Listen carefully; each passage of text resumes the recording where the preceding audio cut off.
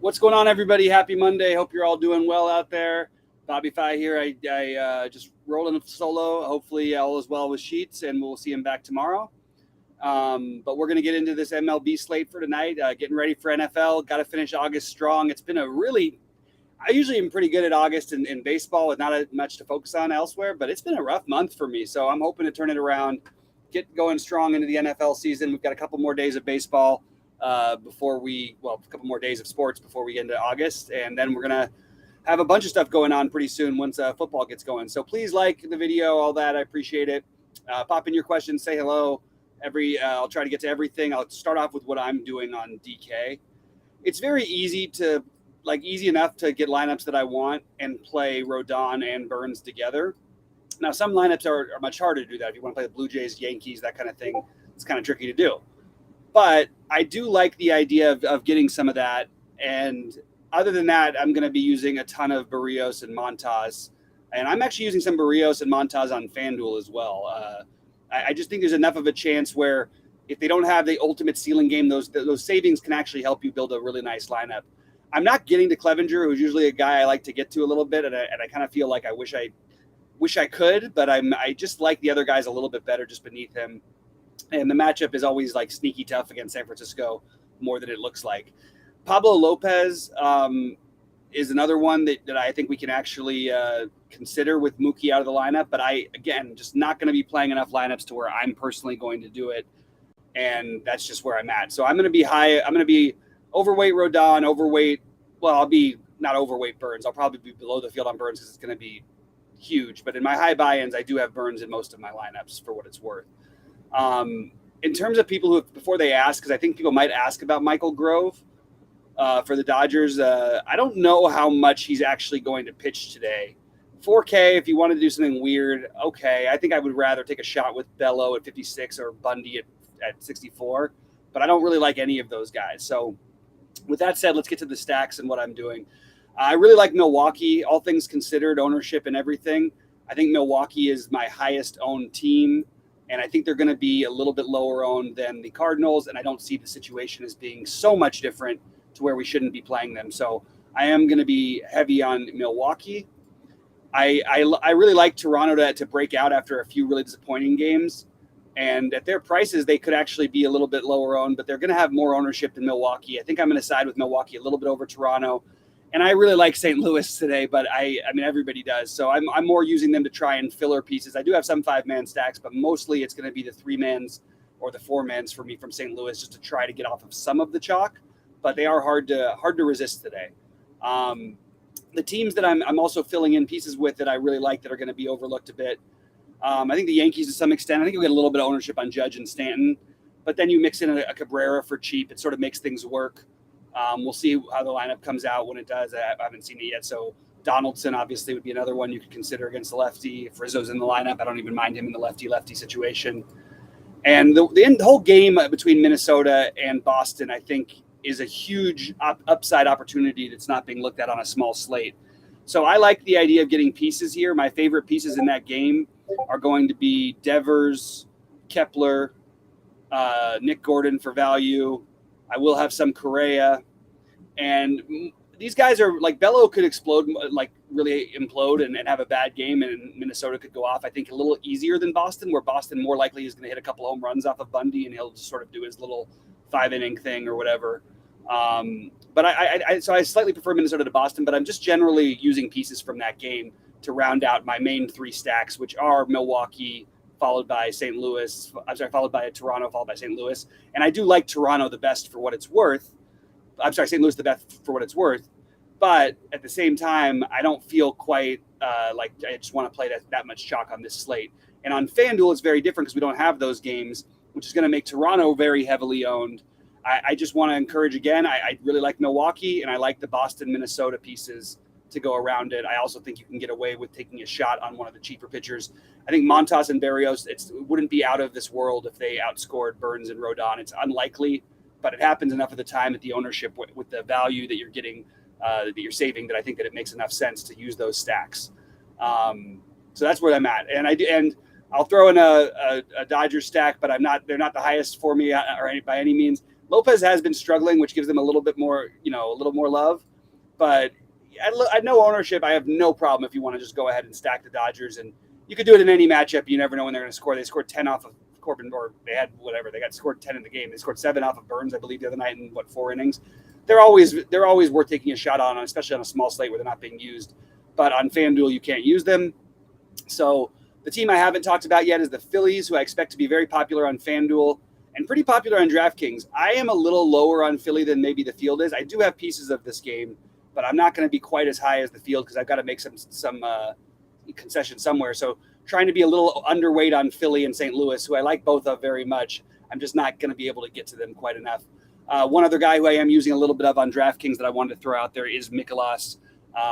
It's the kind of team where I could just see him mowing through 8 innings, and it's interesting enough to me to I'll take that chance.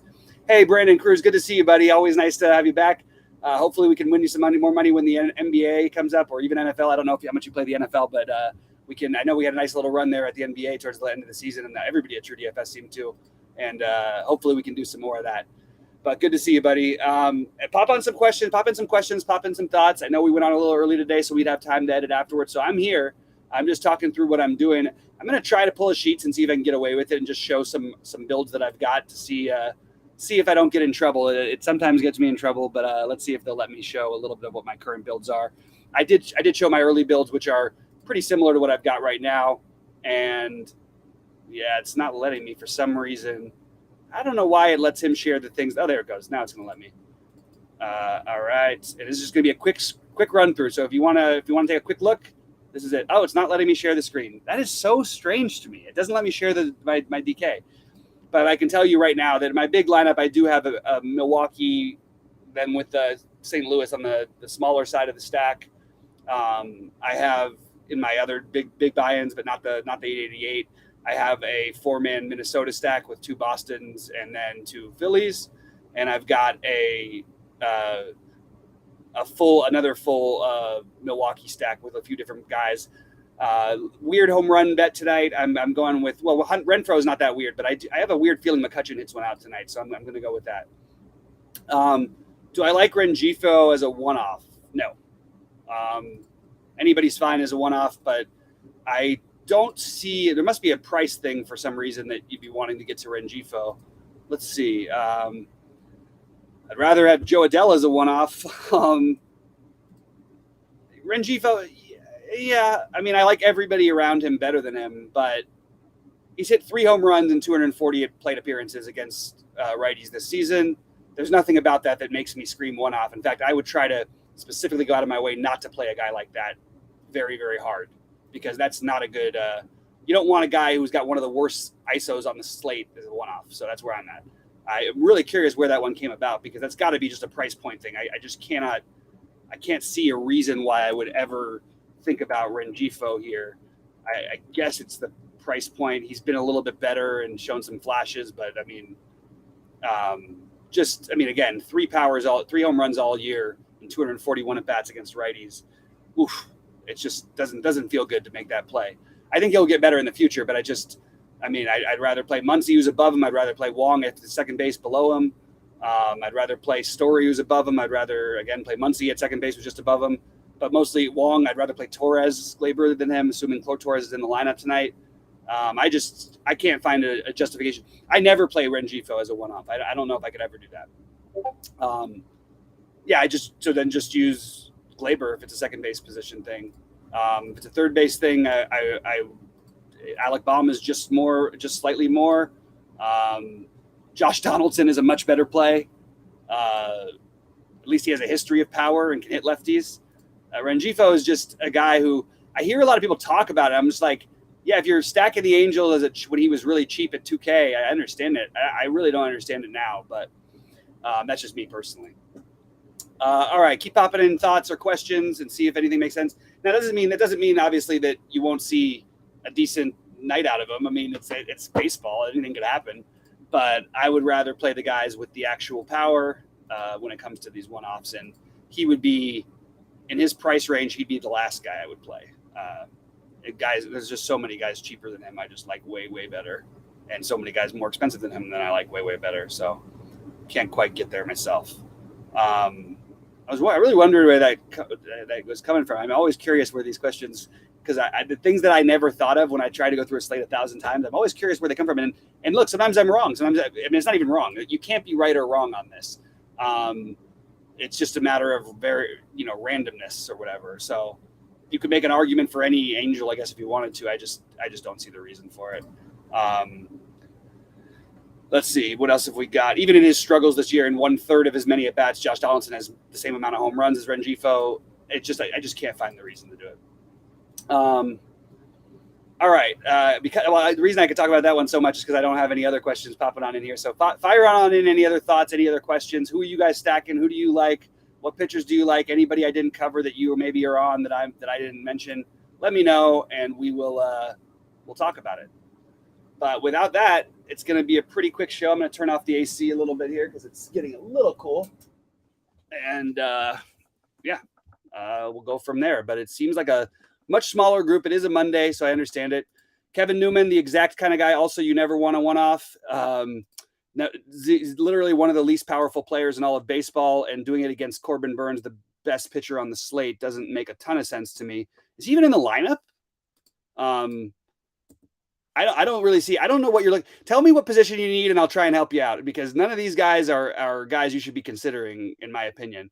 If you're playing Kevin Newman at shortstop, I guess maybe. I mean, it's pretty nasty. Let's see, Kevin Newman. I guess you're counting on him getting on base and stealing a base against a guy who I don't know. I don't even think Kevin Newman he's either going to bat first or second, or he won't be in the lineup at all. He's hit 1 home run this season in 150 at bats against righties. That's actually a high number for him because he doesn't have any power in general. He also hasn't stolen a base he stole a couple. He stole 2 bases in the 3 bases for 4 in the last 4 months. Not exactly an exciting proposition here. So I mean, that's something you can do. I would never do it. Second base, just play Wong. I don't understand why this is a decision point. Play Wong. He's cheaper. It's just a much better play. Favorite single entry team. You could probably get away with certain variations of the Cardinals in single entry.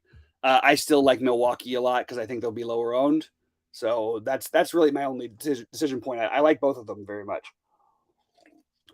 But I certainly wouldn't argue with the Phillies or the Blue Jays as well. I think I would save my Dodger stacks for a larger field stuff. That's the way I would treat it. All right, what else have we got? I mean, if we want to get into certain positions, okay, so I've got a ton of, Kisner, even though it's pronounced so wrong. I mean, it's spelled so wrong. Kisner in your St. Louis stacks. Narvaez makes sense for either in your Milwaukee stacks or another value saver. Will Smith, JT Realmuto, the best overall, along with Kirk just behind those guys. First base, Goldschmidt, Tellez, Miranda, Guerrero are my favorites. Hoskins is fine too. Second base, Wong, Story, Muncy, Glaber are my main second basemen. Third base, Donovan in your Cardinal stacks. Muncy, if even without a Dodger stack, I think is completely fine today. I like Devers and Arenado quite a bit as well. Alec Baum and Muncy, you can kind of flip a coin between the two of them. I think the Baum will be a little more popular, and Muncy has historically a little more power. I can't say he's been at quite as good this year, but he still does have more power. Baum's been much better he's hitting about twice what Muncy is for the season.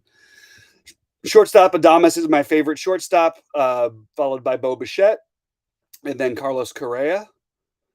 Outfield, I'm also going to use a little bit of Cabrera from the Yankees and some Yankee stacks, Yankee mini stacks more than anything.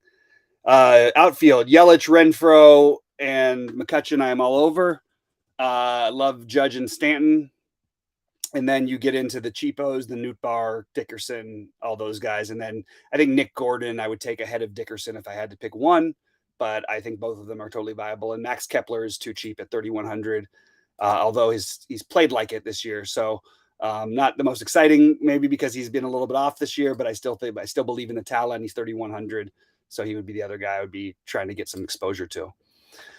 All right, fire on anything else before I get out of here. I'm happy to keep talking with you guys, but only if we have things that come up, because otherwise I am pretty much set and ready to finish editing my lineups, but I have plenty of time. So if there is anything else, please let me know, and I'm happy to answer it. Yeah. Feels weird stacking the Twins. Probably the first time I've stacked the Twins this whole season without Buxton. Doesn't feel great, but I do think there's upside here against Bello. I also think that, again, I don't think you're crazy to get weird if you wanted to play Bello on this slate. I don't think that would be wrong. I think both sides are viable, the Minnesota offense and the pitching in that game, if you want to get weird with it. All right. Let's see, Pingalore. Let's see. You asked me one more. Let's hear it. Let's see what you got for me. Anybody else with any questions or thoughts? We can go rapid fire, answer a bunch of things. I'm totally prepared. I just don't have anybody's. I don't have any questions to deal with at the moment, which is kind of odd. Wins. So what are you trying? So who are you stacking, Pingalore? Because I can't understand what's going on here. It feels like, is there a reason you're trying to avoid? So if are you trying to avoid St. Louis? So that's why you don't want to play Kisner. Let me know where the wins question comes from, because one, he's not projected to start. Two, he doesn't do anything. He could start. It's possible. I'm just trying to understand where we're coming from with these questions. It seems like price point plays that are just bizarre, but giving me no. Like, I'd rather play Jacob Stallings at 2K than I would Austin Wins, and I don't think Austin Wins is going to play, but he might. It's a Monday. But so if you're trying to be different, you're playing those teams. Do not try to be different with low probability hitters everywhere, and that's the problem with that you're trying to do. So you can't try to force in guys with no power to try to use your differentiators. You want to fill in guys with power to be your differentiators, guys who could actually get you the points that your guys aren't going to. Because if those offenses go off, their catchers are going to be in much better positions. So if you're going to get weird with it, get weird with Jacob Stallings or somebody who at least has a little bit of power. And again, Wins, sure, you could do it. I mean, even Stallings doesn't really have power. It's just, I don't know. Wins, I don't even think he's playing tonight, but he might. Who knows? But yeah, it's just a good rule of thumb. You never want to try to use filler pieces like Horner not Horner. Excuse me, I always do that. The other second baseman for the Cubs, Madrigal. Wherever he's hitting it doesn't matter. You just don't play these guys. You don't play Nicky Lopez.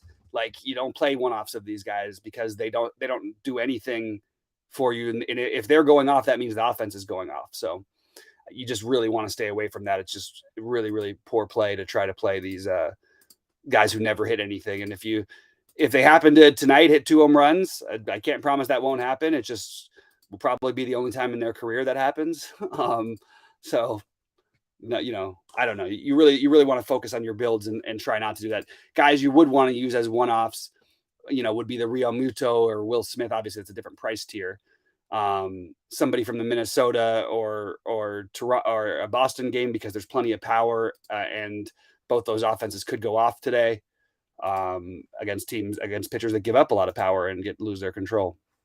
So with that said, I think that we're probably going to get out of here, because I don't see a whole bunch of new stuff leaking in, and I'm ready to turn it around though tonight, guys. Let's get it. Let's get some things going and let's make some money. Any other questions? I'll be in Discord. Should be there most of the night. So tag me if you have a question. Please don't do it at 4:03 or 7:03 Eastern. And I'm happy for you to do it, but just don't expect a response. I'm never, ever going to respond to something that's happening like a minute before lock unless I'm totally done with everything. It's just impossible. Anyway, that's where I'm at for today, guys. So good luck to everyone. I hope that you guys crush it. And hopefully we'll see somebody take something down. Let's go Team True DFS. Good luck, everybody.